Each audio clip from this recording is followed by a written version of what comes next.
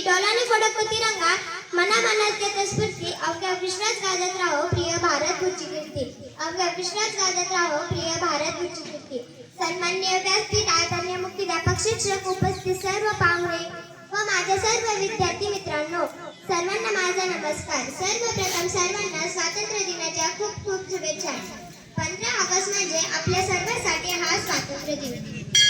आपल्या सर्वांसाठी हा दिवस अभिमानाचा सन्मानाचा व आनंदाचा दिवस आहे। दे सलामी तिरंगे को जिससे तेरी शान है दे सलामी तिरंगे को जिससे तेरी शान है सर हमेशा ऊंचा रखना इसका जब तक दिल में जान है सर हमेशा ऊंचा रखना इसका जब तक दिल में जान है। 15 ऑगस्ट 1947 रोजी आपला देश इंग्रजांच्या गुलामगिरीतून मुक्त झाला। देशाला स्वातंत्र्य मिळवून देण्यासाठी शेकडो वीरांनी स्वातंत्र्य सैनिकांनी आपल्या प्राणाचे बलिदान दिले त्या सर्वांना स्मरण करण्याचा दिवस। 15 ऑगस्ट 1947 रोजी आपल्या देशाला ब्रिटिश राजवटीतून मुक्तता मिळाली। भारत देश त्यावेळीपासून मोकळा श्वास घेऊ शकला, पण भारताला सहजासहजी स्वातंत्र्य मिळाले नाही।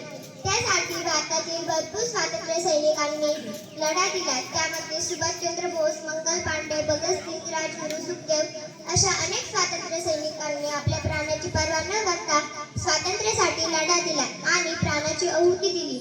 ना पूछो जमाने से कि क्या हमारी कहानी है, ना पूछो जमाने से कि क्या हमारी कहानी है, हमारी पहचान तो यही है कि हम हिंदुस्तानी है, हमारी पहचान तो यही है कि हम हिंदुस्तानी है।